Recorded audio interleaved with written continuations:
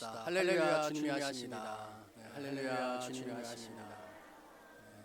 주님이 하십니다.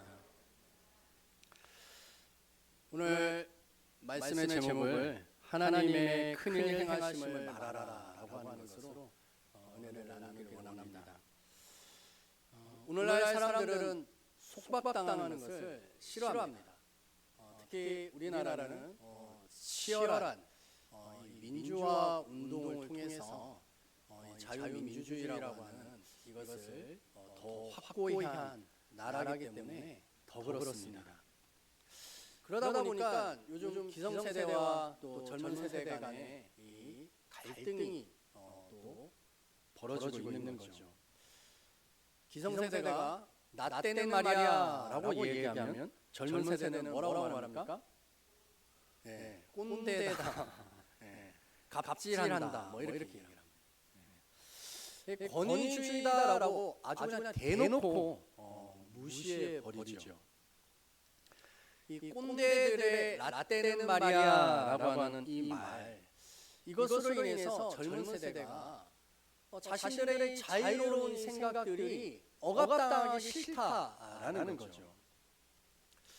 그러다 보니 젊은 세대는 기성세대에게 갑질을 당하는 것이 싫고, 또 기성세대는 젊은 세대들에게 무시당하는 것이 싫은 이런 시대가 되었습니다. 어쩌면 각자의 자유로운 이 표현들이 서로의 자유로 충돌하고 있다라고 생각할 수 있습니다. 우리들은 정말 자유로운가라고 하는 것을 돌아봐야 되는 거죠.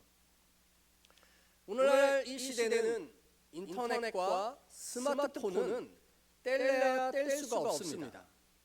심지어 어린 아이들도 스마트폰을 얼마나 잘 사용하는지 어른들이 따라가지를 못합니다.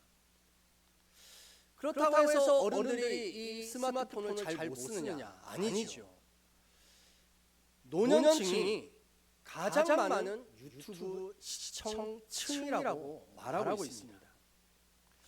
이 다양한 유튜브들을 자기의 자유의지에 따라서 좋아하는 것들을 마음껏 볼 수 있습니다. 근데 내가 좋아하는 그 영상들이 정말 자신의 자유로운 것 속에서 선택하는 것일까요? 결코 그렇지 않습니다. 인공지능 AI라고 하는 이것들이 우리의 사고 패턴을 학습해서 알고리즘에 따라서 우리가 좋아할 만한 것들을 계속 띄워줍니다. 우리는 단지 AI가 보여주는 것을 따라가고 있는 것이죠. 자유라고 생각하고 내 자유 의지에 따라서 결정한 것이라고 생각하지만 사실은 AI에게 속박당하여 살아가고 있는 것입니다. 세계적인 사회 심리학자 조너슨 하이트라고 하는 교수가 쓴 불안 세대라고 하는 책이 요즘 굉장히 베스트셀러입니다. 이 책에는 무엇을 말하고 있냐면 2007년에 스티븐 잡스가 뭘 만들어냈죠? 아이폰이라는 것을 만들었어요. 이거는 기존에 있었던 폴더폰과는 전혀 다른 새로운 전화기였습니다. 2007년에 나왔던 스마트폰, 이것을 통해서 인터넷 세계에 바로 접속하게 됐죠. 그리고 나서 3년이 지난 2010년부터 전 세계적으로 어떤 현상이 일어나기 시작했냐면 어린아이들과 청소년층의 불안과 우울증이라고 하는 정신 심리적 질병이 폭등하기 시작했다라고 하는 데이터를 가지고 설명합니다. 왜 이렇게 많은 아이들과 청소년들이 2010년을 기점으로 정신적 질병에 시달리기 시작했는가를 보면 인스타그램과 페이스북이라고 하는 이런 상대방이 어떻게 살아가고 있는 모습을 보면서 상대적인 박탈감을 가지기 시작했다는 거죠. 인스타그램과 페이스북에 보면 사람들은 어떤 삶을 살아요? 너무나 잘 살아요. 해외에 여행도 가고 호캉스라고 해가지고 호텔에서도 휴가를 보내기도 하고 맛집이라고 하는 맛집은 다 돌아다닙니다. 여자들은 어떻습니까? 날씬하고 너무나 예뻐요. 그것을 보고 있는 젊은 청년들이 또 어린 아이들이 무엇을 꿈꿉니까?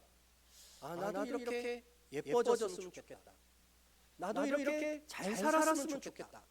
라고 하는 생각을 갖지만 상대적인 박탈감에 의해서 우울함과 불안함이 쌓이는 것이죠. 여성들 같은 경우에 매년 새해 처음에 제일 먼저 다짐하는 새해 첫 번째 소원이 무엇입니까? 다이어트. 왜 다이어트가 새해 첫 소원이죠? 그렇죠. 나는 점점 펑퍼짐해지고 나는 점점 불어가는데 인스타그램에 있는 그 사람들은 너무나 예쁜 거예요. 그러니까 올해는 내가 꼭 살을 빼야겠다 라고 하지만 성공하는 사람은 누굽니까? 없어요. 성공하는 사람은 어디에만 있어요? 인스타그램에만 있습니다. 점점 자신이 소외되고 상대적인 박탈감에 의해서 나는 실패자인가 보다. 나는 안 되는 인생인가 보다 라고 하는 생각을 갖습니다. 이렇게 정신적인 질병들이 급증하기 시작했다라고 말하는 거죠. 조현병 여러분 들어보셨죠? 무슨 병입니까? 정신분열증이죠. 망상 환각을 보는 겁니다. 양극성 장애 무슨 병이죠? 갑자기 기분이 엄청 좋아졌다가 또 어느 순간 갑자기 기분이 확 나빠지는 양극단을 왔다 갔다 하는 거, 이런 병입니다. 예전에는 들어보지도 못했던 질병들에 대해서 우리는 너무 많이 듣고 있습니다. 오은경 박사가 나오는 금쪽 같은 내 새끼 프로그램 한 번씩은 보셨죠? 그거 보면 어떤 마음이 듭니까? 보면 답답해요. 아니 어떻게 저러고 살지? 라고 하는 생각이 들고요. 저 아이는 나아질 수 있을까? 라고 하는 물음표가 던져집니다. 금쪽이들을 보고 있으면 결국 누구의 문제입니까? 부모의 문제입니다. 문제아는 없고 문제 부모만 있다라고 하는 말이 정말 맞는 말이죠.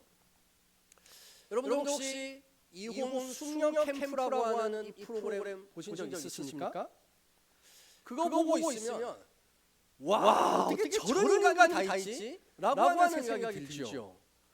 놀라우면 그만 수가 없습니다.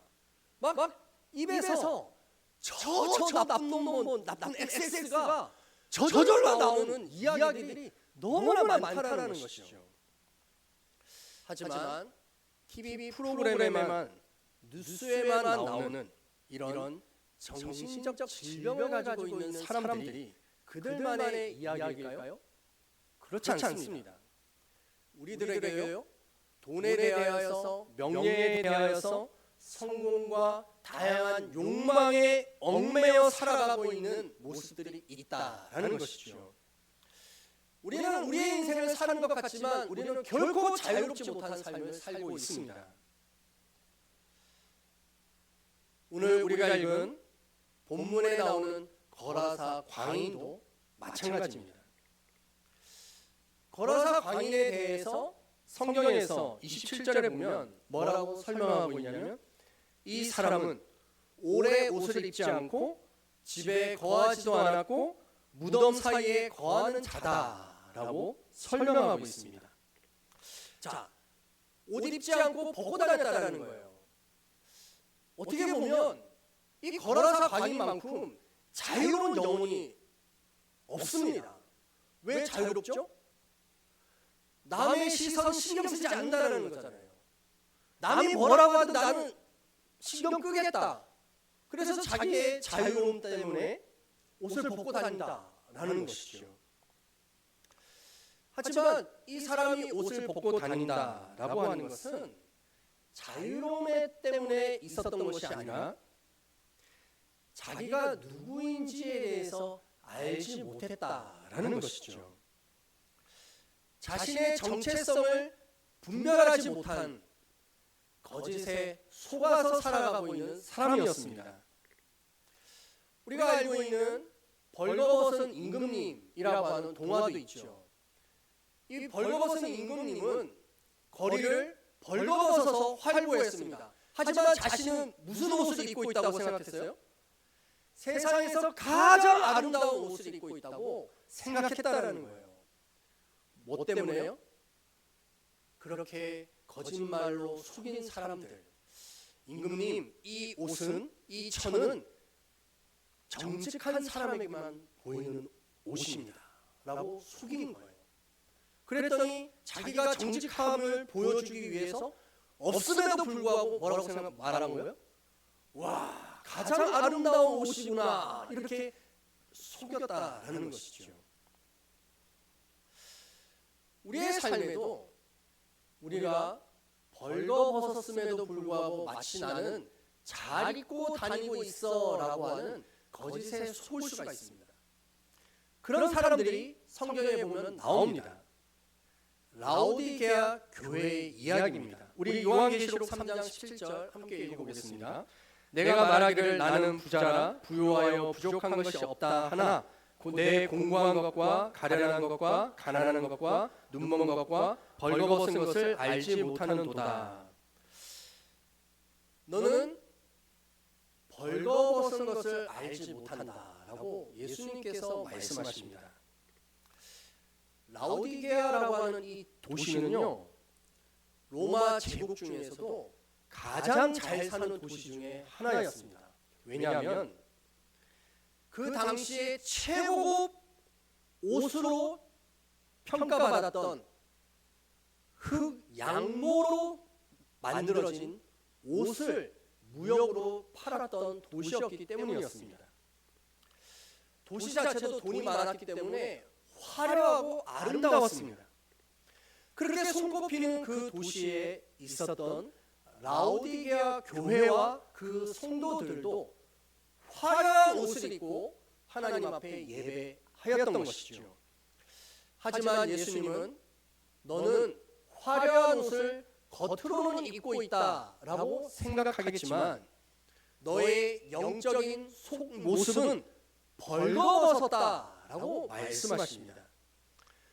돈이 많고 부자이고 잘 살면 된다라고 하는 이 거짓에 속아 있는 사람들이다라는 것이죠. 하나님의 백성임에도 불구하고 하나님과는 전혀 상관없는 세상의 거짓말에 속아 살아가고 있는 그 사람들이야말로 진짜 벌거벗은 자들이다라고 말씀합니다. 거라사 광인도 그렇게 벌거벗으며 다녔던 것이죠. 사랑하는 여러분들은 벌거벗었습니까? 옷을 입고 계십니까? 여러분들은 자기 자신이 누구라고 생각하십니까? 하나님의 자녀의 이 정체성을 깨닫고 있습니까? 여러분들은 무엇을 위해 살아야 하고 인생의 목적이 무엇입니까? 먼 훗날 하나님께서 우리를 심판대 앞에 세웠었을 때 너는 이 땅에서 뭐 하다 왔니? 라고 물어보신다면 여러분들은 뭐라고 대답하시겠습니까? 그래서 벌거벗은 자들에게 요한계시록 3장 18절은 이렇게 말씀합니다. 우리 함께 읽어보겠습니다. 내가 너를 권하노니 내게서 불로 연단하는 금을 사서 부요하게 하고 흰옷을 사서 입어 벌거벗은 수치를 보이지 않게 하고 안약을 사서 눈에 발라 보게 하라. 아멘. 흰옷을 사서 입으라라고 말씀합니다. 그래서 너희들의 벌거벗은 수치를 보이지 않게 하라라고 하시는 것이죠. 자, 그렇다면 흰옷은 어떻게 사 입어야 할까요? 여러분들 이렇게 흰옷을 사서 입으라는 말일까요? 아니죠. 우리 요한계시록 7장 14절 함께 읽어보겠습니다. 내가 말하기를 내 주여 당신이 아시나이다 하니 그가 나에게 이르되 이는 큰 환난에서 나오는 자들인데 어린 양의 피에 그 옷을 씻어 희게 하였느니라. 아멘. 흰옷을 사 입는 방법이 뭐라는 거예요? 어린 양의 피에 그것을 씻는 것이다 라고 말합니다. 우리가 2월의 암송 구절 외웠죠? 그 중에 뭐가 있습니까? 날마다 제 십자가를 지고 나를 따를 것이니라 라고 말합니다. 날마다 제 십자가를 지는 게 무엇입니까? 자신의 죄악을 그 예수 그리스도 앞에 늘 회개하는 것이죠.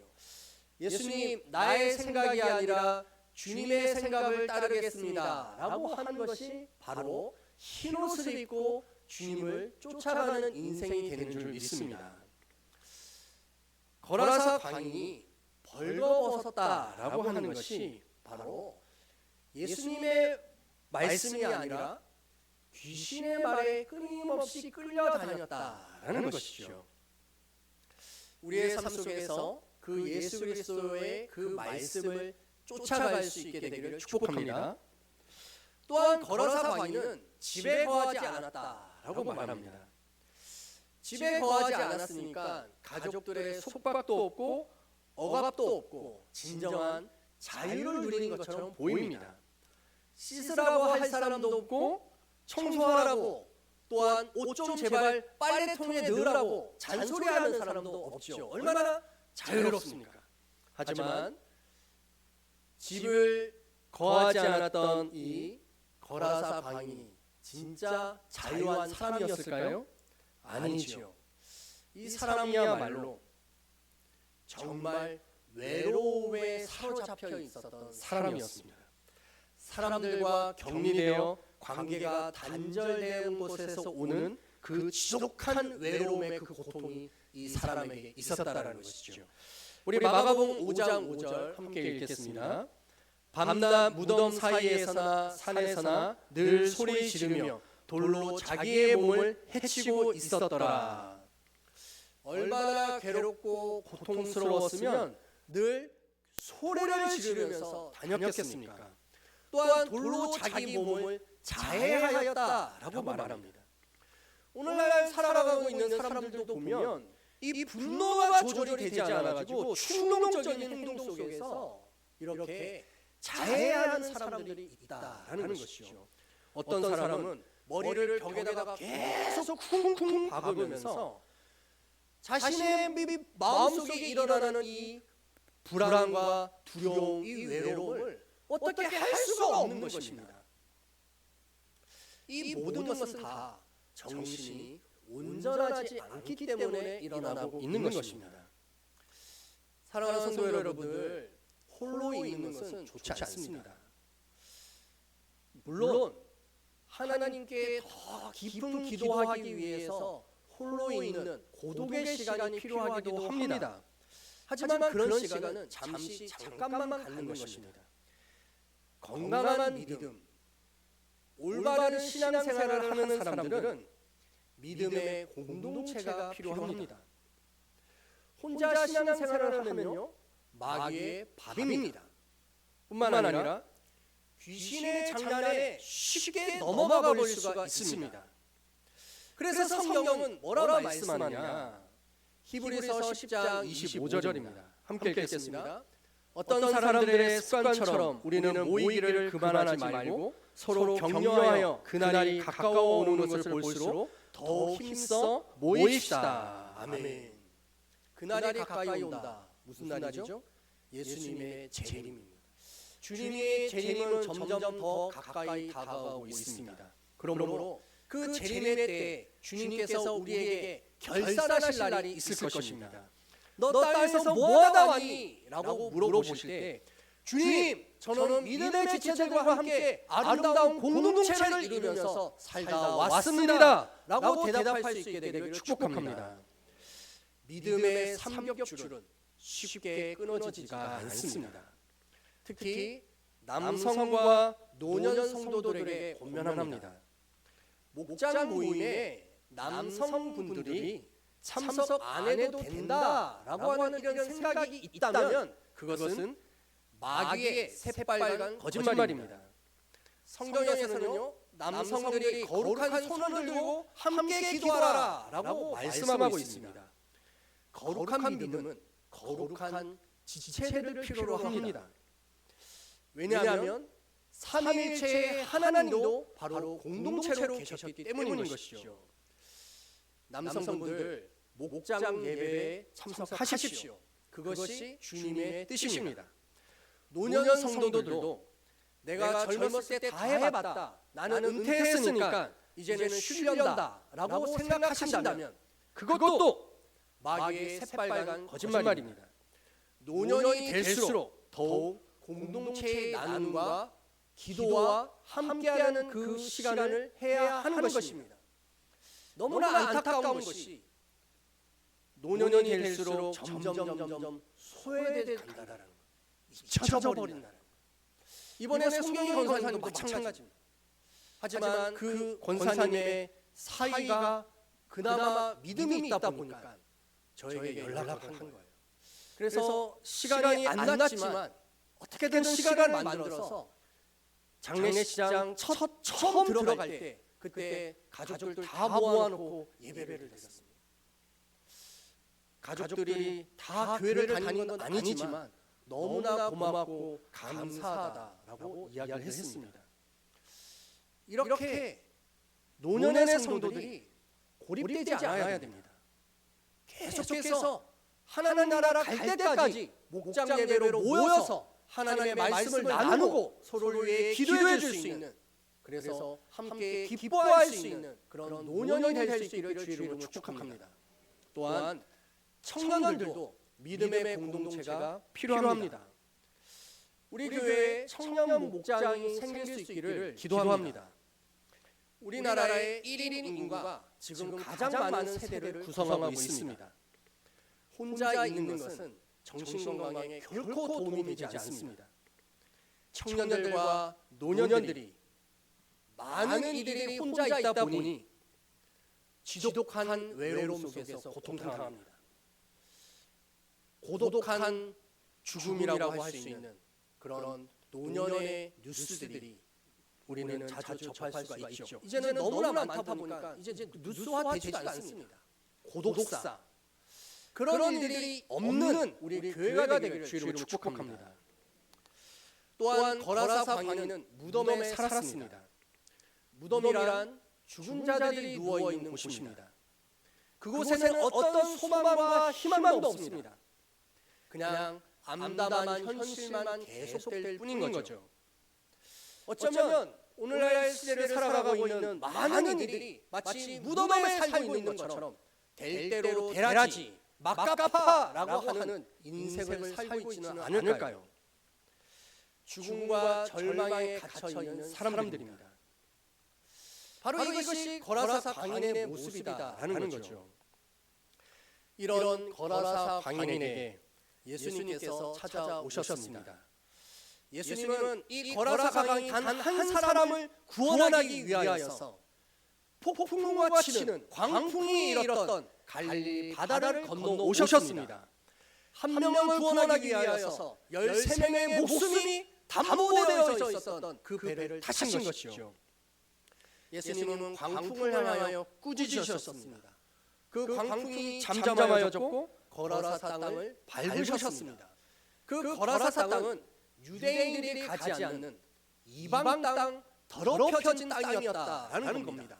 하지만 예수님은 자신이 더럽혀진다 할지라도 거라사 강인 그 한 사람을 구원하기 위해서라면 얼마든지 그 땅을 걸어 들어가셨습니다.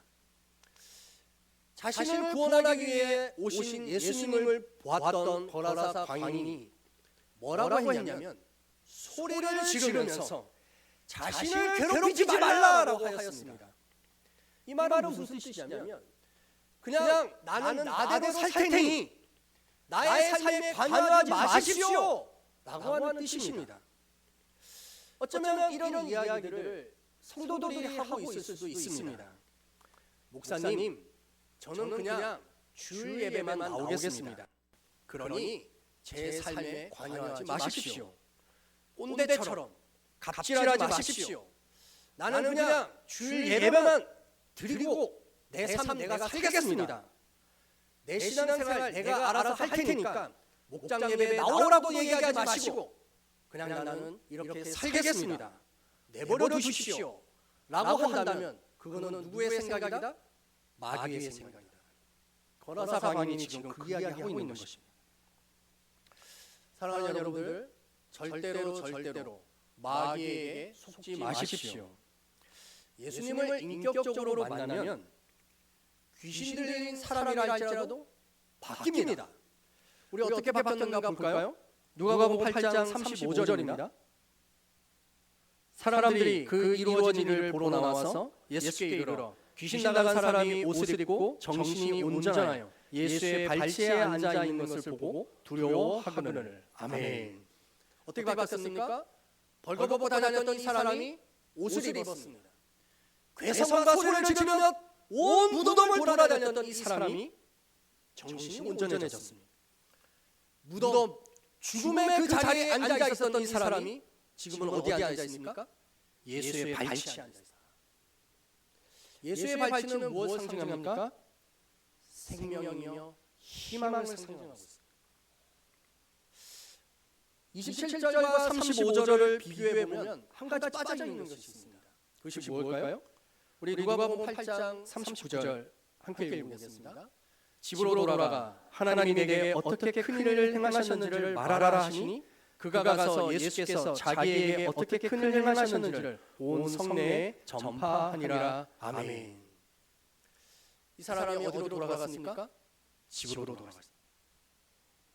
믿음의 공동체로 돌아갔다는. 또한 뭐 했습니까? 온 성내를 돌아다니면서 간증했습니다. 자기에게 하나님이 얼마나 큰 일을 행하셨는지에 대한 말을 간증하며 다녔다라는 것이죠. 사랑하는 성도 여러분, 여러분들은 정말 예수님을 만났습니까? 살아계시고 역사하신 그 인격적인 주님을 만나셨습니까? 정말 그 주님을 만난 것이 맞다면 억압과 속박에서 자유케 되는 줄 믿습니다. 참으로 해방된 자유자의 삶을 살게 되는 것이죠. 영혼이 자유롭습니다. 그리고 변화된 삶을 통하여서 예수님의 증인이 되는 줄 믿습니다. 우리는 내일부터 하나님의 일 50일 기도학교를 시작합니다. 여러분들 속에 혹시 여전히 무덤에 앉아 있는 것처럼 나는 못한다, 나는 안 한다 라고 하는 생각 갖고 있지 않습니까? 그 생각 새빨간 거짓말입니다. 주님을 만난 사람은 할 수 있다, 해보자, 하면 된다 라고 하는 희망과 긍정으로 바뀌게 될 줄 믿습니다. 정 50일 다 참석 못합니다 라고 한다면 내일 단 하루만이라도 내가 나와 보겠다 라고 하는 결단을 할 수 있기를 축복합니다. 여러분들, 예수님의 십자가에 귀신의 거짓말을 씻으십시오. 하나님의 행하심을 간증할 수 있는 간증의 주인공들이 되십시오. 우리를 자유케 하신 그 예수 그리스도를 우리 함께 찬양합시다. 우리 모두의 자리에서 일어나십시오. 그리고 서로 인사하겠습니다. 주님이 날 자유케 하셨습니다. 주님이 날 자유케 하셨습니다. 또한 이렇게 고백합시다. 하나님의 큰 일을 간증합시다. 하나님의 큰 일을 간증합시다. 우리 하나님 앞에 사랑을 고백합시다. 하나님 사랑합니다. 아멘. 나의 기도하는 것보다 더욱 응답하실 하나님 찬양과 기도 후에 오늘 목사님 축도로 예배를 마치겠습니다.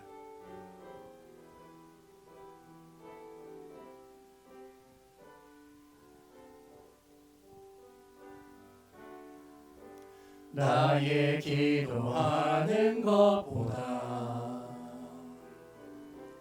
더욱 응답하실 하나님, 나의 생각하는 것보다 더욱 이루시는 하나님, 우리 가운데 역사하신 능력대로 우리들의 간구함을 넘치도록 능히 하실 주님께 모든 영광과 찬송 찬양과 경배를 돌릴지어다. 모든 영광과 존귀 찬양과 경배를 돌릴지. 우리 가운데 역사하신 능력대로, 우리 가운데 역사하신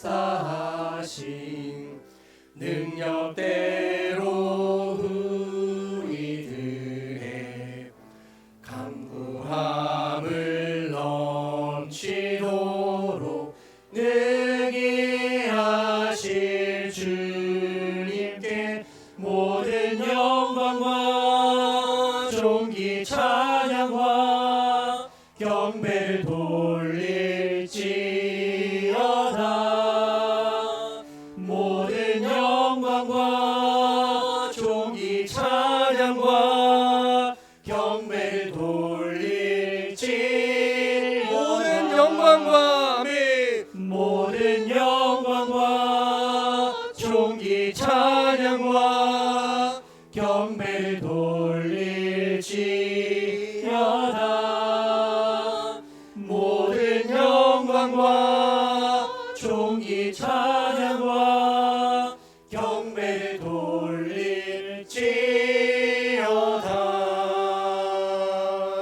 우리 이 시간 함께 결단의 기도를 합시다. 우리가 누구인지에 대한 정체성이 확실히 세워져 있지 않는 벌거벗은 자와 같은 모습은 아닙니까?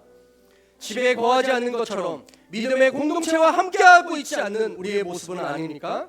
또한 아무런 소망과 기대가 없는 무덤 사이에 거하고 있는 모습은 아닙니까? 우리를 구원하기 위하여 폭풍을 치는 바다도 건너오시고 거라사 땅 이방인의 땅에 들어오시는 그 예수님을 만난 거라사인 광인은 정신이 온전하여 졌고 하나님의 큰일을 증거할 수 있는 간증자가 되었습니다. 우리도 주님을 만남을 통하여서 예수 그리스도의 큰일을 증거할 수 있는 자들이 될 수 있게 해달라고 우리 함께 주여 청하며 기도하겠습니다. 주여! 할렐루야. 하나님, 우리를 구원하여 주시옵소서. 하나님, 우리의 벌거벗은 것을 보게 하여 주시옵소서. 하나님, 집에 거하지도 않았던 믿음의 공동체를 벗어나 있던 우리의 죄악을 용서하여 주시옵소서. 무덤 사이에 거하며 세상의 가치관에 쩌들어 살았던 마귀의 가르침, 마귀의 거짓말에 속았던 우리의 죄악을 용서하여 주시옵소서. 하나님, 새빨간 거짓말에 속아 살지 않게 하여 주시고 오직 주님이 우리를 찾으러 오시고 우리를 만나신 그 모습처럼 주여 우리가 거룩한 옷을 흰 옷을 입게 하여 주시옵소서. 매일매일 자기 십자가를 지고 짐을 따를 수 있게 하여 주시며 믿음의 공동체와 함께 살게 하여 주시옵소서. 우리의 삶 속에서 하나님 예수 그리스도의 발치에 앉아있는 마리아와 같이 주의 생명의 말씀을 거듭거듭 들을 수 있는 자들 되게 하여 주시옵소서. 주여 우리의 삶이 우리의 인생이 복되고 아름답게 하여 주시고 우리를 위해 하나님의 크고 놀라운 일들을 간증할 수 있는 자들 되게 하여 주시옵소서. 주의 크고 놀라운 은혜와 그 사랑이 우리의 모든 삶 가운데 나타날 수 있게 되기를 기도하오니 주여 이 시간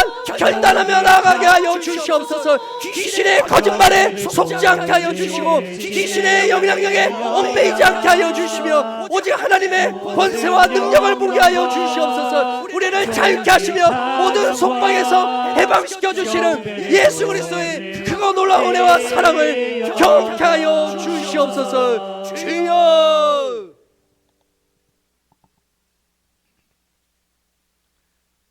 내가 주인이 되어 살던 저희들, 주님이 주인 되신 주님의 교회로 나오게 하시니 감사를 드립니다. 오늘 말씀을 통해서 주님이 큰 일을 행하셨습니다라고 하는 고백 삶